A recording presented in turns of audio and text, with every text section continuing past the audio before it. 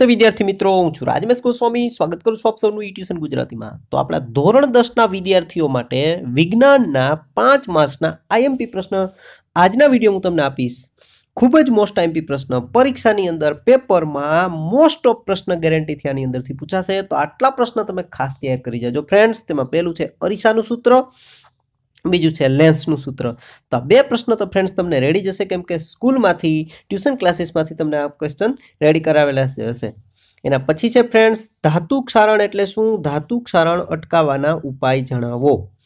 એના પછી છે ફ્રેન્ડ્સ એલ્યુમિનામાંથી એલ્યુમિનિયમ મેળવવાની હોલ્ટ હેરાઉલ્ટ પદ્ધતિ અને બેયર પદ્ધતિ. તો તમને ખબર હશે ફ્રેન્ડ્સ કે પરીક્ષા આ બંને પ્રશ્ન એક જ પ્રશ્નની અંદર છે, પણ પેપરની અંદર બંને ભેગા નહીં પૂછાય. કાં તો બેયર પદ્ધતિ પૂછાશે અને કાં તો પૂછાશે તમને હોલ હેરાઉલ્ટ પદ્ધતિ.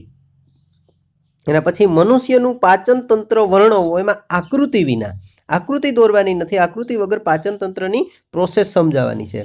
શ્વસન એટલે શું, તેના પ્રકારો આપી સમીકરણ સહિત સમજાવો અને મનુષ્યના શ્વસન અંગો વિશે નોંધ લખો. અહીંયા સમીકરણ સહિત સમજાવવાનું છે.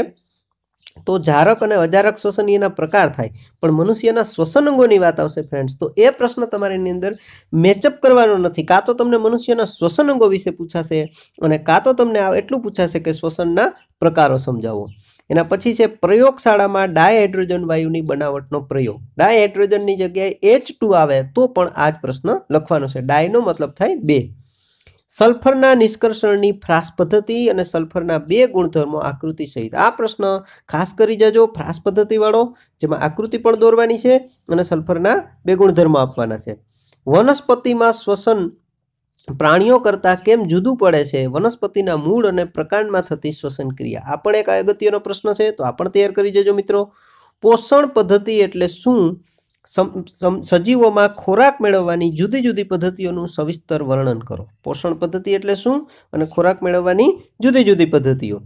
ધાતુનું વિશુદ્ધિકરણ એટલે શું, કોપરના વિશુદ્ધિકરણની પદ્ધતિનું આકૃતિ દોરી વર્ણન કરો. ધાતુનું વિશુદ્ધિકરણ અને કોપરના વિશુદ્ધિકરણની પદ્ધતિ, આ પ્રશ્ન આ વખતે મોસ્ટ આઈએમપી છે આ પરીક્ષામાં, તો આ ખાસ કરી જજો, આકૃતિ દોરી વર્ણન કરવાનું છે. અમીબામાં પોષણ પદ્ધતિ પ્રક્રિયાનું વર્ણન કરો.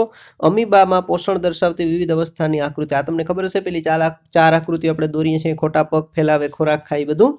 એ પ્રશ્ન તમારા માટે આઈએમપી છે. અને આયરનનું નિષ્કર્ષણ સમજાવો. તો ફ્રેન્ડ્સ આયરનનું નિષ્કર્ષણ સમજાવો એ પણ એક અગત્યનો પ્રશ્ન છે.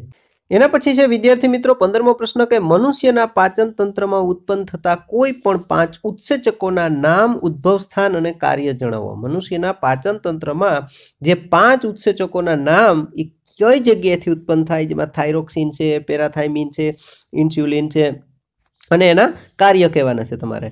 મનુષ્યના હૃદયની અંતસ્થ રચના આકૃતિ સહિત વર્ણવો. આ હૃદયનો જે આડછેદ છે એ આકૃતિ તમારે દોરવાની છે. અંતસ્થ રચના એટલે અંદર જે 4 વાલ હોય છે એને બધી. ધાતુઓની સક્રિયતા શ્રેણી લખો. Fe, Cu, Ag ધાતુઓની સક્રિયતા ક્રમ નક્કી કરવાનો પ્રયોગ વર્ણવો. તો આ પણ એક અગત્યનો પ્રશ્ન છે. એના પછી છે ફ્રેન્ડ્સ કાચી ધાતુનું સંકેદ્રણ એટલે શું, સલ્ફાઇડ ખનિજવાળી કાચી ધાતુનું સંકેદ્રણનું નામ જણાવી ફીણ ઉત્પલન પદ્ધતિ આકૃતિ છે. તો ફીણ ઉત્પલન વાળો પ્રશ્ન તમારા માટે મોસ્ટ આઈએમપી છે, તમે કરેલો જ હશે ફ્રેન્ડ્સ, પરંતુ પૂછાશે ખાલી ફીણ ઉત્પલન પદ્ધતિને, એની સાથે એમ પણ પૂછશે કે ટોટલ પદ્ધતિના નામ આપો, અથવા કાચી ધાતુનું સંકેદ્રણ એટલે શું અને પછી ફીણ ઉત્પલન પદ્ધતિ. કેમ કે 5 માર્ક્સનો પ્રશ્ન છે, જ્યારે ફીણ ઉત્પલન વાળો પ્રશ્ન 3 માર્કમાં પૂછાય એ ટાઈપનો છે, એટલે તમને 5 માર્ક્સમાં આ રીતે મિક્સ કરીને પૂછી શકે છે. તો વિદ્યાર્થી મિત્રો આટલા પ્રશ્નો મોસ્ટ આઈએમપી છે ધોરણ 10ના વિદ્યાર્થીઓ. એના પછી મારી પાસે 3 માર્ક્સના પ્રશ્નો છે આઈએમપી. તો જોઈએ તમે આ વિડીયોમાં કેવો પ્રતિસાદ આપો છો. જો આ વિડીયોની અંદર લાઇક અને શેર અને આવશે અને તમને કમેન્ટ કરીને જણાવશો તો હું 3 માર્ક્સનો વિડીયો પણ જરૂર બનાવીશ અને તમને આપી દઈશ આઈએમપી પ્રશ્નોનો. ઠીક છે ફ્રેન્ડ્સ, વધારે વિડીયો તમારા મિત્રો સાથે શેર કરજો, કેમ કે આપણી પાસે 10મા ધોરણનું ઓડિયન્સ ઓછું છે ફ્રેન્ડ્સ, અને આવતે વખતે 11મા ધોરણમાં પણ તમે આ ચેનલ સાથે જોડાયેલા રહ્યો, એ માટે આ વખતે તમારા મિત્રોને ચેનલમાં જોડી દેજો ફ્રેન્ડ્સ. અને નવા હોય તો સબસ્ક્રાઇબ કરી બેલ બટન દબાવી ઓલ નોટિફિકેશન કરવાનું ભૂલતા નહીં ફ્રેન્ડ્સ. ઠીક છે, મળશું નવા વિડીયોમાં એક નવા ટોપિક સાથે. ત્યાં સુધી ટેક કેર એન્ડ બાય.